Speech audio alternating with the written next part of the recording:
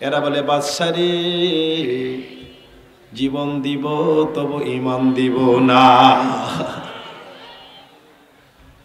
একটা ছেলেকে ফেলে দিল, তাওহীদের কলমা তার জবান দিয়ে বেরিয়ে গেল, লোকেরা তাকে দেখে সবুজ রঙের একটা পাখি উড়াল মেরে উপরে চলে যায়, রূহটা বেহেশতে চলে যাচ্ছে। দ্বিতীয় ছেলেটাকে বলে এখনো সময় আছে বল। কয় বাদশাহ এত মজবুত করে ঈমান লেগেছে, জীবন যাবে ঈমান যাবে না। এই মজবুত করে ঈমান লাগছে কি করে? সুপারগুলো লাগলেই তো ছোটান যায় না। কিগুলো চিনেননি? সুপারগুলো লাগলেই তো ছোটানো যায় না। ফেলে দিল তাকে। রোল একটা ছেলে, বাদশার সামনে ছিল ইহুদি খ্রিস্টানের একটা পাদ্রী। পাদ্রী ডেকে বলে, বাদশাহ আজকে যে যুদ্ধে আপনি উপনীত হয়েছেন এতে আপনি বিজয়ী হতে পারবেন না। দেখেন না এরা জীবন দেয় ঈমান দেয় না, জীবন দেয় ঈমান দেয় না। যে ছেলেটা বাকি আছে আমার কাছে হ্যান্ড ওভার করেন, 40টা দিন আমার কাছে দেন, তার চরিত্রটা ধ্বংস করে দেব, তার ঈমানকে ধ্বংস করে দেব। তাই নিয়ে যাও। ইহুদি খ্রিস্টানের পাদ্রীর একটা মেয়ে ছিল, সুন্দরী ষোড়শী মেয়ে। গিয়ে বলে, মা গো, ওই মা তোর উপরে ঝলক এলাকার যুবকেরা তোর পিছনে মোহর মোহর করে ঘুরে। ও মা, তুই তো কোনো যুবকের পাত্তা দিস না। কিন্তু গো মা, একটা মুসলিম যুবক, তাকে আমি এনেছি, রাতের বেলা একটা রুম সুন্দর করে সাজিয়ে দেব, পারবি গো মা এই যুবকের চরিত্রটা ধ্বংস করে দিতে? মেয়ে বলে, বাবা গো, বাপ হয়ে যখন বলো তার চরিত্র ধ্বংস করতে, জানো না আমার কথা, আমার রূপের কথা সারা এলাকায় জানে। আমি একটা গান টান দিলে তার মাথা, আল্লাহ নাউযুবিল্লাহ জোরে বলেন। রাতের বেলা ওই মেয়েটা, সুন্দরী ষোড়শী মেয়েটা, নওজোয়ান ইসলামের সেই যুবকের রুমের মধ্যে ঢুকলো। ডেকে বলে, যুবক তুমি তো জানো না এলাকার যুবকগুলো আমাকে পাওয়ার জন্য কত মুহুর মুহুর করে এদের ঘোরাঘুরি, আমি কাউকে পাত্তা দেই না। কিন্তু রে মুসলিম যুবক, আজকে তুমি আমাকে সস্তা দরে পেয়ে গেলা। কি দরে? আমার আব্বু বলেছে রাত তোমার সাথে কাটাতে, যা খুশি তাই করতে পারো।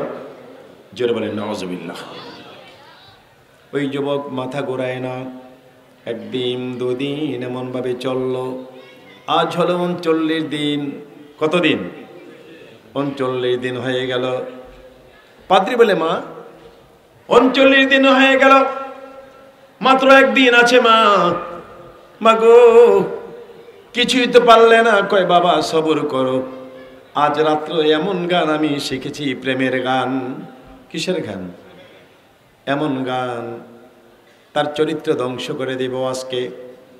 গভীর রাত প্রেমমাখা গান গায়, তবু নওজোয়ান ইসলামিক সেই যুবকটা ইমানদার মাথা ঘোরায় না। মেয়ের মনে কলিজারা থারথার করে কাঁপতেছে। ডেকে বলে, যুবক রে 40টা দিন হয়ে যাচ্ছে, মাথা ঘুরাইয়া চাইলি না আমার দিকে। ওই যুবক, আমি এত সুন্দর গান গাই, তুমি আবার কিসের গান গাও? গুনগুন করে কি গাও আমারে শোনাও। নওজোয়ান ইমানদার যুবকটা বলে, বিসমিল্লাহির রহমানির রহিম,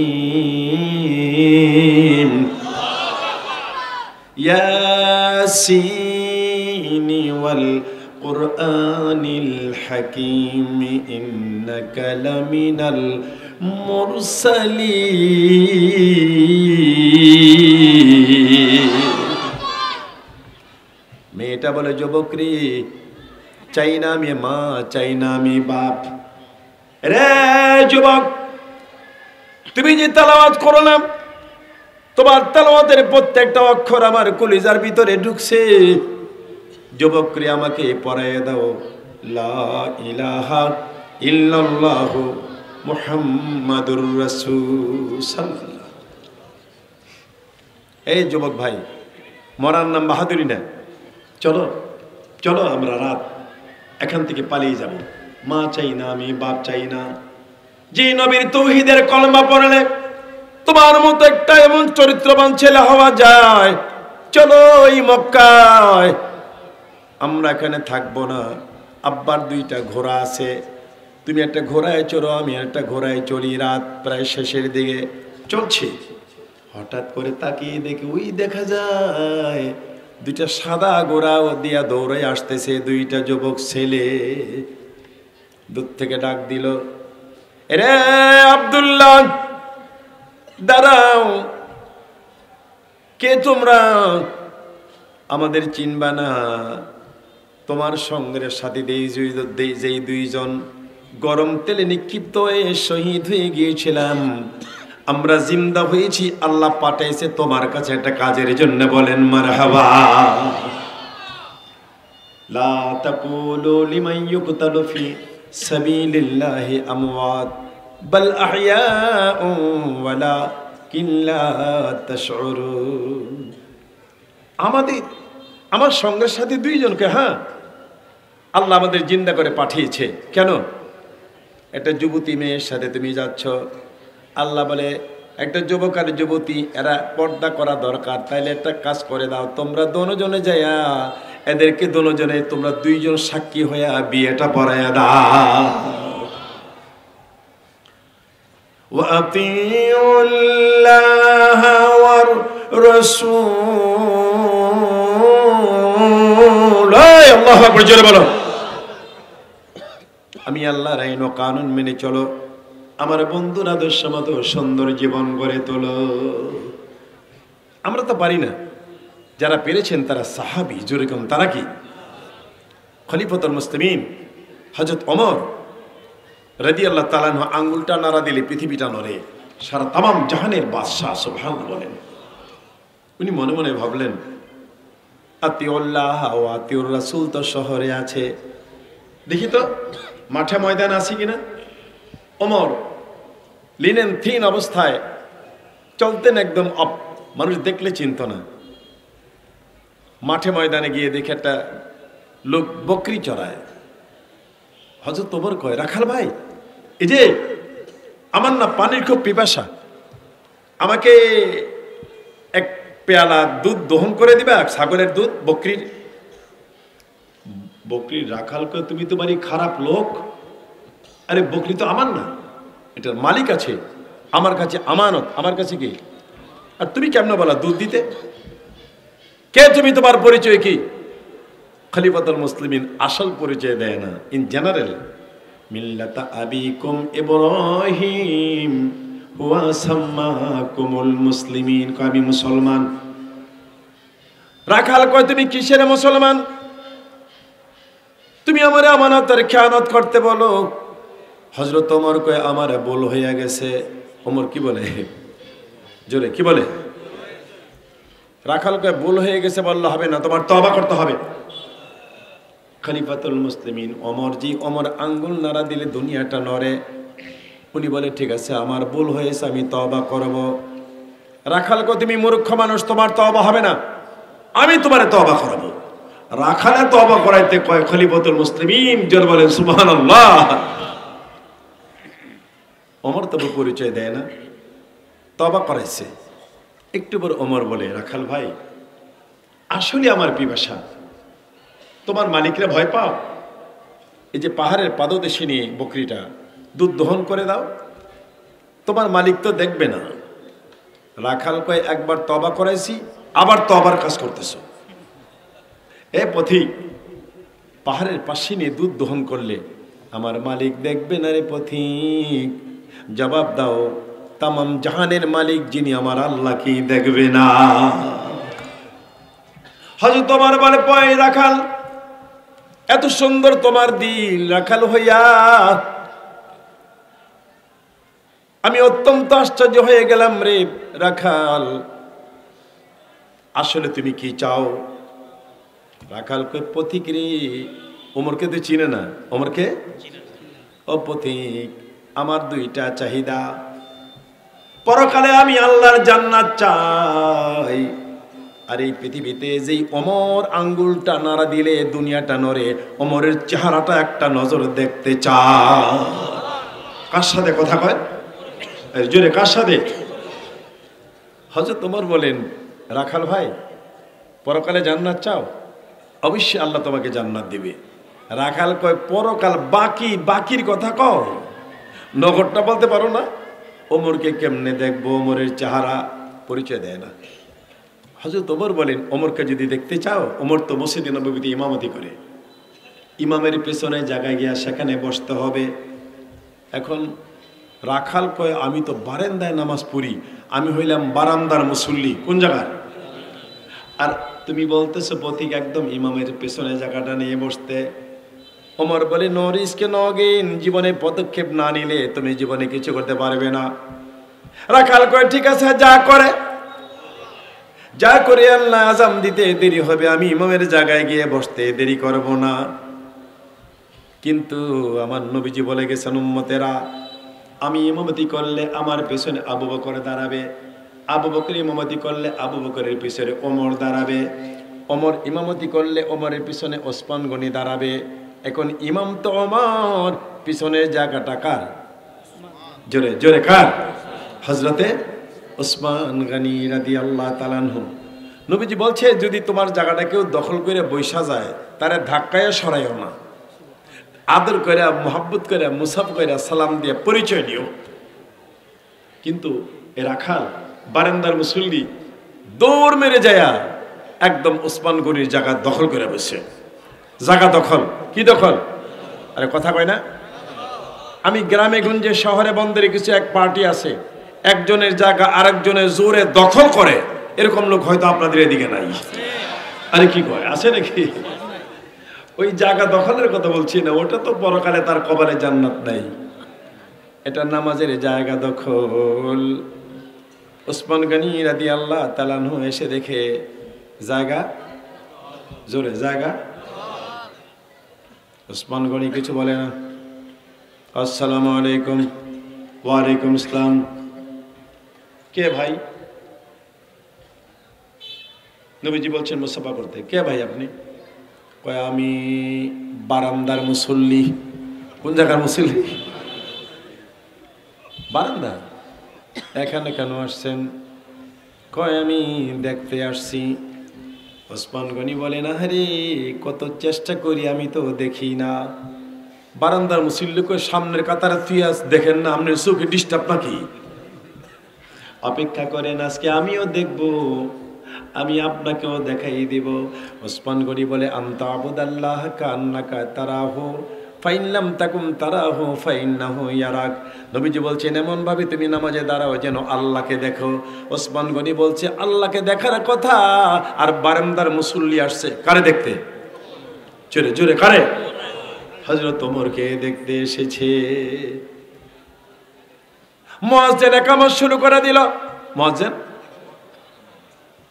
ইমাম ইমানে জায়গায় বারান্দার মুসল্লি লোকমা স্টার্ট দিছে। লোকমা বুঝেন? আল্লাহু আকবার, আল্লাহু আকবার। সাহাবীরা মানে বারান্দার মুসল্লি, নামাজ তো শুরুই হয় নাই, মাত্র ইকামত দেয়, তুমি কেন লোকমা দাও? বারান্দার মুসল্লিকে লোকমা দিব না? ইমামের জায়গায় লোকটাকে দাঁড়াইল, তাকে সরাইয়া হযরত ওমরকে দাঁড় করাও। লোকেরা বলে, বারান্দার মুসল্লি কার কথা বলো? আরে উনি তো ওমর। বারান্দার মুসল্লিকে উনি ওমর? আমি না কালকে এরে তওবা করাইলাম। আল্লাহ আল্লাহ আল্লাহ, কি করাইছিল? কালকে না তওবা করাইলাম। সাহাবায়ে কেরাম ধরেছে, ওমর ভাই ঘটনা জানতে চাই। খলিফাতুল মুসলিমিন বলে, রে সাহাবীরা রে, কোরআনী সমাজ চললে, কোরআন সুন্নাহ মোতাবেক ফ্যামিলি মেনটেন করলে, ব্যক্তি জীবনে, পারিবারিক জীবনে, সামাজিক জীবনে, রাষ্ট্রীয় জীবনে কোরআনের আলো চললে, সুন্নাহর আলো চললে, সরকার ভুল করলেও রাখাল ভুল করে না। সরকার ভুল করলেও নাহি কোমরা ভোগ বিলাসের, শাহাদাত ছিল কাম্য মোদের। ভিখারির বেশে, কি বেশে? খলিফা যাদের শাসন করেছে তামাম জাহান। এই রোমের বাদশা পারস্যের বাদশা পরামর্শ করে, উমরের যন্ত্রণা এর ভালো লাগে না, হিংসা। জোরে কোন কি? আপনাদের এলাকায় বোধ হিংসা নাই? আর কি কয় হিংসা আছে? হিংসা কে থাকবে কেমনে? আতিউল্লাহ ওয়া আতিউর রাসূল, যার কাছে আল্লাহর আইন ও কানুন আছে, নবীর আদর্শ যার কাছে আছে, তার কাছে হিংসা থাকতে পারে না। নবীজি ফরমান, আল হাসাদ ইয়াকুলুল হাসানাত কামা তাকুল হাতাবিন নার। ও উম্মতেরা, হিংসা করো, নামাজ পড়ো, হিংসা করো, হজ করো, পরকালে গিয়ে দেখবে আমল নামায় একটা নেকিও নাই। নবীজি যুক্তি দিলেন, শুকনা কাঠে আগুন লাগাই দিলেন, কাঠটা যেমন আগুনে জ্বালায় আঙ্গার করে দেয়, হিংসুকের বন্দগি হিংসার আগুনে সব জ্বালাইয়া ছাই করে দেয়। আজকে যদি প্রমিস করতে পারি, প্রত্যয় করতে পারি, অন্যকে আল্লাহ অনেক দেখ, অনেক বড় লোক হোক, অনেক টাকা হোক, আমার কিছু হিংসা আল্লাহ কি আমার দিতে পারে না? পারে না। তাইলে হিংসা হবে কেন? আপনি মনে মনে সিদ্ধান্ত নেন, আর জীবনে আমি কোনোদিন হিংসা করব না। আমার কথা ছিল, পারস্য সম্রাট আর রোম সম্রাট পরামর্শ করে, উমরের যন্ত্রণায় হিংসা আর ভালো লাগে না, একটা কাজ করো, তোমার দেশ থেকে একটু অল্প জায়গা ছেড়ে দাও, আমার দেশ থেকে অল্প একটু জায়গা ছেড়ে দিয়া নতুন একটা দেশ বানাই, একটা ঘোষণা দিয়ে দেব যে নাকি উমরের গলাটা কেটে মাথাটা এনে দিতে পারবে, তাকে এই নতুন দেশের সরকার বানাই দেওয়া হবে।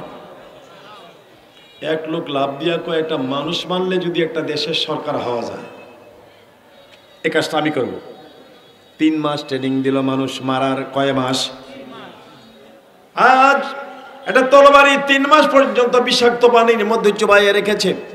আজ আস্তিনের বাম আস্তিনের তলে তরবারিটা নিয়ে গেছে মদিনাতুল মুনাওয়ারা, গিয়ে কয়েছে, ভাই আপনাদের সরকারের সিংহাসন কোথায়? লোকারকে বাড়ি তো খারাপ লোক, আমাদের তো সরকার না, আমাদের খলিফা। আমাদের কি খলিফা? তো না সিংহাসন কোথায়? কোন সিংহাসন নাই। তো বসে কই? যেখানে রাত সেখানে, বুঝুন তো ভালোই আবার, যেখানে রাত সেখানে কোনো সিংহাসন নাই। কেন আসছেন? কোনারে দেখতে আসছি। আসলে কি দেখতে এসেছে নাকি? জোরে জোরে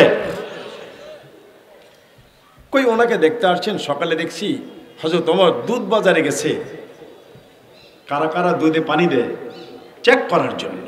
ওমর নিজে গেছে। এত বড় সরকারের দুধের বাজারে কেন গেলেন? নবীজি বলেন, আল্লাহ তুমি তো কিছু খাও না, যদি খাইতা কি খাইতা? আল্লাহ বলেন, বন্ধুরে যদি খাইতাম তাহলে আমি দুধ খাইতাম। আহা, ওই দুধে মানুষ 2 নম্বরই করে পানি দেয়। আপনাদের এদিকে বোধহয় এরকম লোক নাই। হায় রে আল্লাহ, জিন্দগি হ্যায় ইয়া কোই তুফান হ্যায়। এক লোকে বালতি নিয়ে দৌড়ায়, তো পরিচিত বন্ধুকে, এই দোস্ত কই যাস? আস্তে কথা কর। এই 10টার সময় গাভীর দুধ দহন করি। কয়টায়? বাজে গেছে 11টা। তো বন্ধু কয়, তুই ওমরের কথা জানোস না? দুধের মধ্যে পানি দেওয়া নিষেধ, তোর বালতি দি ফানি। আমি তো দুধে ফানি দিব না, আমি আগে ফানি লইছি, আমি ফানির মধ্যে দুধ দিব। ওরে বাটপা! আমার আল্লাহ বলেন, ওয়া মাকারু মাকারুল্লাহ ওয়াল্লাহু খায়রুল মাকিরিন। এখন কোথায় আছে উনি? বাম আস্তানির নিচে তরবারিরা। কই এই পথ দেয়া যান। পুলিশ নাই, আর্মি নাই, র্যাব নাই, ডিআইবি নাই, সিআইডি নাই, এনআইসি নাই, ইন্টেলিজেন্স ব্রাঞ্চের লোকের নাই। ওমর চলে একা একা। আর পাহারাদারকে কেন আল্লাহ পাহারা দিবে? ওনার কাছে আছে আতিউল্লাহ ওয়ার রাসূল।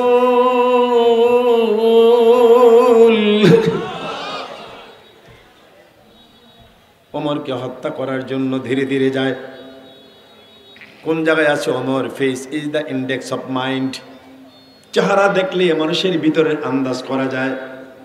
গিয়া দেখে একটা লোক খেজুর গাছের গোড়ার মধ্যে মাথা লম্বা করে দিয়ে শুয়া। নাক টেনে ঘুমায়। তরবারিওয়ালা লোকটা কয় ঘুমে আর মরায় সমান, এই তো ওমর।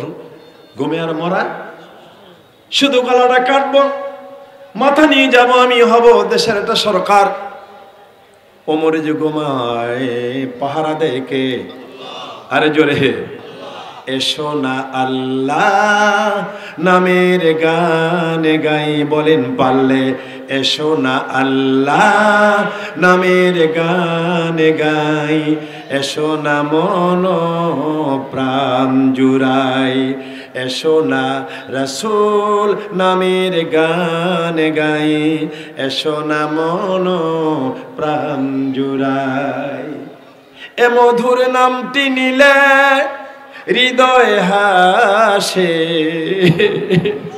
এ মধুর নামে সুখ নেমে আসে, এ মধুর নামে সুখ নেমে আসে। এ নামের তুলনা আল্লাহ নামের কি তুলনা, মেলে না মেলে না তুলনা নাই নাই নাই, এসো না আল্লাহ নামের গান গাই, বলো এসো না আল্লাহ নামের গান গাই, এসো না মন প্রাণ জুড়াই। ধীরে ধীরে যায়, গিয়ে দেখে একটা লোক খেজুর গাছের গোড়ায় মাথা দিয়া নাক টেনে ঘুমায়। ফাইনাল সিদ্ধান্ত উনি ওমর ঘুমিয়ার মরায় সমান। ধীরে ধীরে তরবারিটা হাতে আগায়, হঠাৎ তাকিয়ে দেখি ওমর ঘুমায়। এটা বাঘ ওমরের পায়ের কাছে বসে, বাঘ লেজ দিয়ে ওমরের পায়ের মাসি তারা। ওমর ঘুমায়, আর আল্লাহ পাঠাইছে, টিস্যু বক্স নাই, আল্লাহ পাঠাইছে ও বাঘ আমার ওমর ঘুমায়। ওমরের ঘুমরে ডিস্টার্ব করে মাসি কি বাগরে, তুমি ওমরের পায়ের কাছে বসে তুমি লেজ দিয়া, নরম নরম লেজ দিয়া ওমরের পায়ের মাসি তারা। যেই লোকটা মারতে আসছে ছুরিটা তরবারিটা দূরে ফেলাম, চিৎকার মেরে ডাক দিয়া বলে আল্লাহ গো, এই আল্লাহ আকবার জোরে বলো। প্রাণীর আল্লাহ রে কোথায় গেলে পাবো তোমারি, কান্দে প্রাণের আল্লাহ রে কেমনে ডাকেলে পাবো তোমারি। বন্দী হইলাম শয়তানের জালে, দিন কাটালাম হেলে দুলে, আমার জীবন মরণ দিলাম তোমারে, বলো জীবন মরণ দিলাম তোমারে। প্রাণের আল্লাহ রে কেমনে ডাকলে পাবো তোমারে। ভাইরা, মোস্ট ইম্পর্টেন্ট এন্ড ইন্টারেস্টিং আলোচনা সামনে। এর আগে আল্লাহর সাথে সম্পর্কটা আরেকটু জোরদার করেন, আল্লাহ আল্লাহ। হয় না হয় না, আল্লাহ আল্লাহ আল্লাহ আল্লাহ আল্লাহ।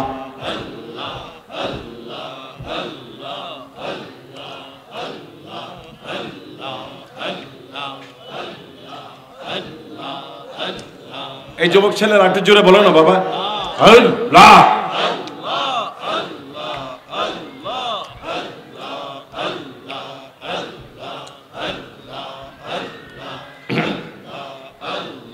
ইউনুস তোমার নবী ছিল, মাছে তাকে গিলে ফেললো, আল্লাহ।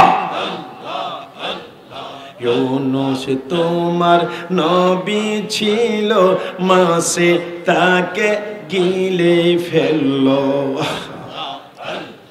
মাছের পেটে রইলেন ইউনুস, হজম কেনে হইল না, আল্লাহ।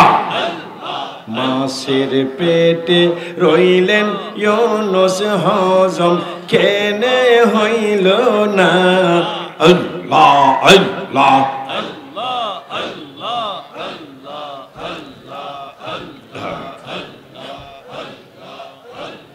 মুসা তোমার নবী ছিল তুর পাহাড়ে কথা বলল আল্লাহ আল্লাহর নূরে পাহাড় জ্বলে এই এই আল্লাহর মুসা কেনে জ্বলে না মুসা কেনে জ্বলে না আল্লাহ আল্লাহ আল্লাহ আল্লাহ ইব্রাহিম তোমার নবী ছিল ইব্রাহিম তোমার নবী ছিল আগুনে তাকে ফেলে দিল আগুন হইল ফুল বাগিচা পশম কেনে জ্বলে না পশম কেনে জ্বলে না আল্লাহ